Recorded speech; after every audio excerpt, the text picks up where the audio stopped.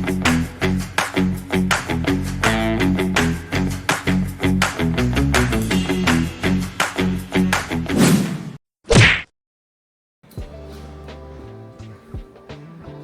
morning guys, we are now here sa Jeju Island. Again po ang map. And did you know that Jeju Island is one of the 7 new wonders of nature?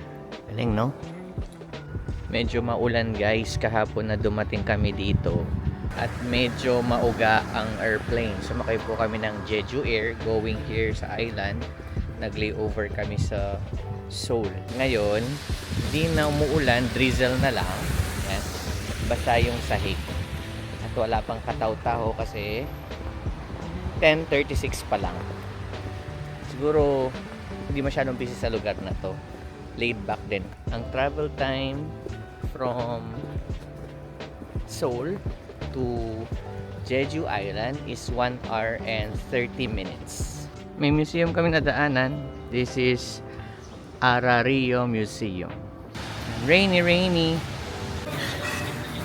Siyempre, first thing to do is to eat here. And our food for today is the kimchi stew with rice.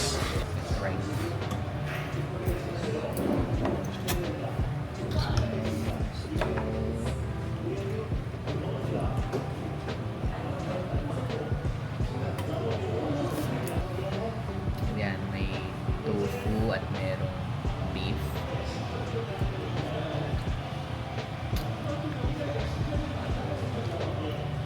Okay, we are now here dito sa merong bridge. Yun nga lang, kung makikita nyo,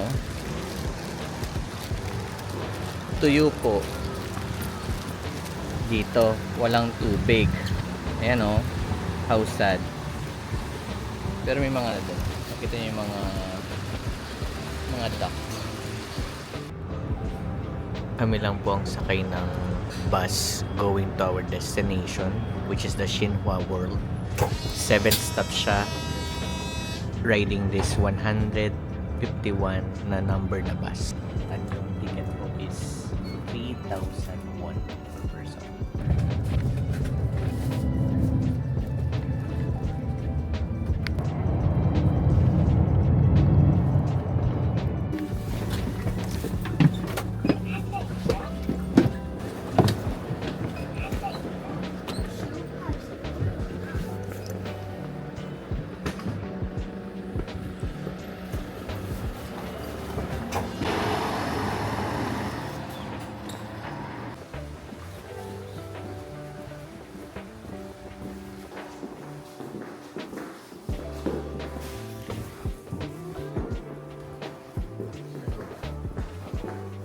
Mga iba't ibang flavor dito sa Jeju.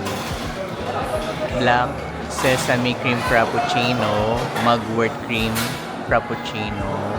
Tapos meron ding Oreo super sweet corn cream frappuccino.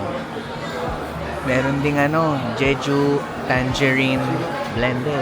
Dito din sa Jeju yung mga limited edition na tumblers. And yung tumbler na teddy bear, tapos meron siyang dolphin na hat. Ito din, limited edition yan. Okay, so we will try 2 drinks here exclusively sa Jeju. So this drink is what we call Jeju Mugwort Cream Frappuccino. And this one is what we call Jeju Black Sesame Cream Frappuccino. So let's try.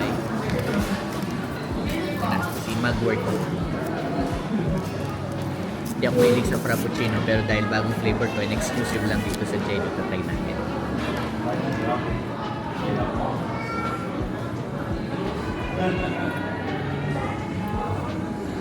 May mga jelly siya, jelly. Next, let's try the black sesame. Favorite ko yung flavor na black sesame.